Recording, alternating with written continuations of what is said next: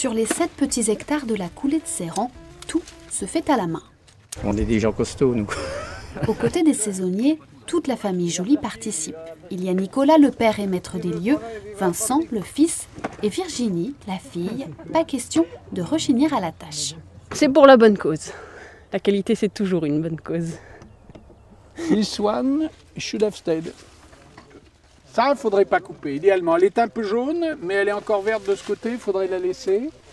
Et par contre, là, voilà une parfaite maturité. Ça, vous voyez, le raisin devient marron clair, ce qu'on appelle la pourriture noble, avec le Botrytis cinerea dessus.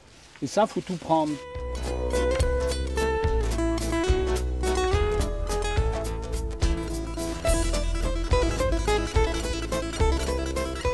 Ce lieu a toujours été un lieu prestigieux. On a Louis XI qui aime la coulée de Serran, on a Louis XIV qui vient la visiter, etc. Le lieu a toujours bénéficié comme ça d'une grande audience. Je pense que c'est lié à cette climatologie tout à fait particulière. Il faut un soleil réfléchi par l'eau et le brouillard de septembre, ça amollit les peaux, ça amène ce botrytis là qu'on cherche tellement. Un fleuve est un atout colossal pour la qualité d'un vin. Sur des cépages, je dirais, je connais moins les rouges, mais sur des cépages comme le chenin, je dirais un chenin sans Loire, c'est un chenin qui pleure. Mais derrière ces allures de poète pourrait bien se cacher une âme de sorcier. Quelques mois plus tôt, alors même que son raisin vient à peine de sortir, Nicolas Joly prépare une potion dont lui seul a le secret. Alors ça, c'est un mélange d'ail, ça renifle beaucoup, un mélange d'ail, de citronnelle de Java. C'est la base de cette science un peu obscure appelée biodynamie, utiliser la substance des plantes pour entretenir les vignes, pulvériser sur les feuilles et les fruits, l'ail apportera vigueur et santé et la citronnelle chassera les indésirables. Des potions de cette sorte, Nicolas Joly en utilise des dizaines.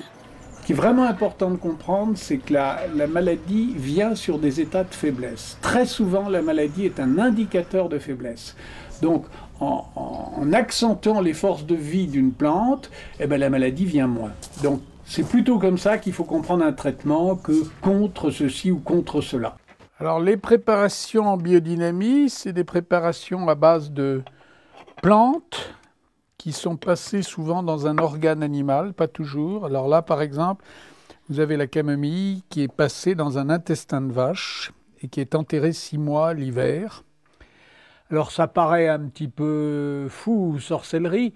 En fait, il faut comprendre que chaque préparation biodynamie est un catalyseur, un peu comme vous mettez le levain dans le pain.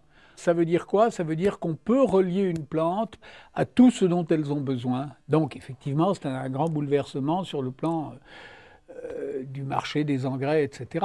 Donc sur le plan économique, c'est pas toujours très bien vu.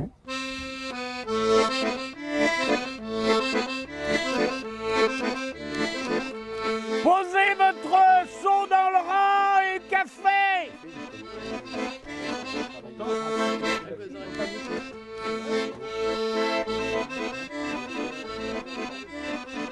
C'était un lieu vraiment spécial, donc il méritait, je dirais, autre chose qu'une agriculture conventionnelle.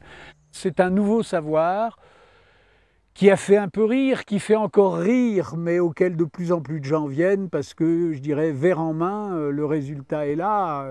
C'est un résultat qui est fait par la nature, c'est pas un résultat où on fabrique des bons goûts, mais fabriqué avec des levures aromatiques et souvent génétiques d'ailleurs.